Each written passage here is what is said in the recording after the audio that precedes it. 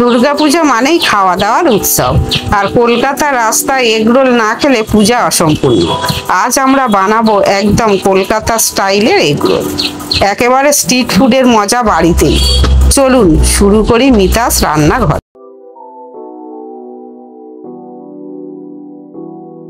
আমি এখানে 400 গ্রাম ময়দা নিয়ে নিয়েছি। ময়দার মধ্যে হাফ চামচ লবণ, 1 চামচ চিনি ও 4 চামচ রিফাইন্ড অয়েল দিয়ে ভালো করে মিশিয়ে নেব।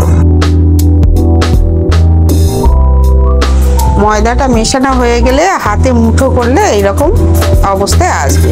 তারপর আমি অল্প অল্প করে জল দিয়ে ময়দাটাকে ভালো করে মেখে একটা ডো তৈরি করে নেব।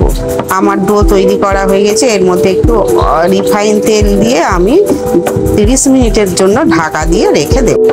এখানে আমি স্যালাডের জন্য নিয়ে নিয়েছি কোচানো শসা, পেঁয়াজ ও কাঁচা লঙ্কা।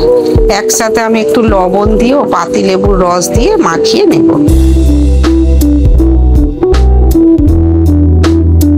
30 মিনিট হয়ে গিয়েছে। এবার আমি ডোটাকে ভালো করে হাত দিয়ে আর একটু মাখিয়ে নিয়ে বড় বড় লেচির আকারে কেটে নেব।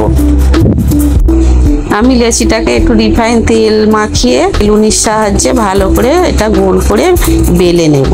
বেলে নেওয়ার পর আমি চামচ দিয়ে মাঝখান থেকে কেটে দিয়ে একটু রিফাইন তেল ছড়িয়ে দেবো। তার উপরে ময়দা ছড়িয়ে দিয়ে আমি ওটাকে রোলের মতো করে নেব। যেমন লাচ্ছা পরোটা বানায় সেইভাবে আমি এটাকে রোল মতো করে একটি লেচি তৈরি করে নেব।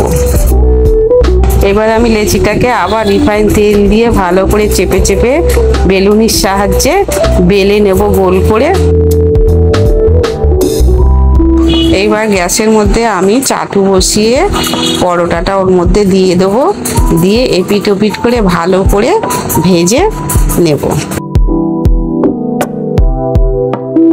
এদিকে একটি ডিম বাটির মধ্যে ফাটিয়ে নিয়ে অল্প একটু লবণ দিয়ে ভালো করে ফেটিয়ে নেব।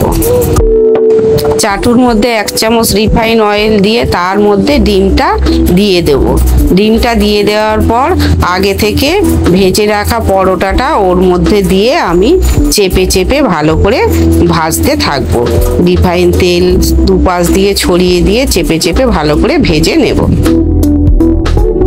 এই আমাদের প্রথম এগরোল পরোটা বানানো হয়ে গিয়েছে। আমি একটা থালার মধ্যে তুলে নেব।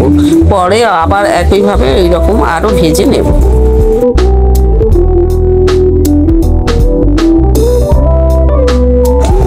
এইবার আমি পরোটার মধ্যে আগে থেকে স্যালাড তৈরি রাখা সব সাজিয়ে দিয়ে তার মধ্যে আমি টমেটো সস, চিলি সস দিয়ে আমি ভালো করে রোল করে নেব।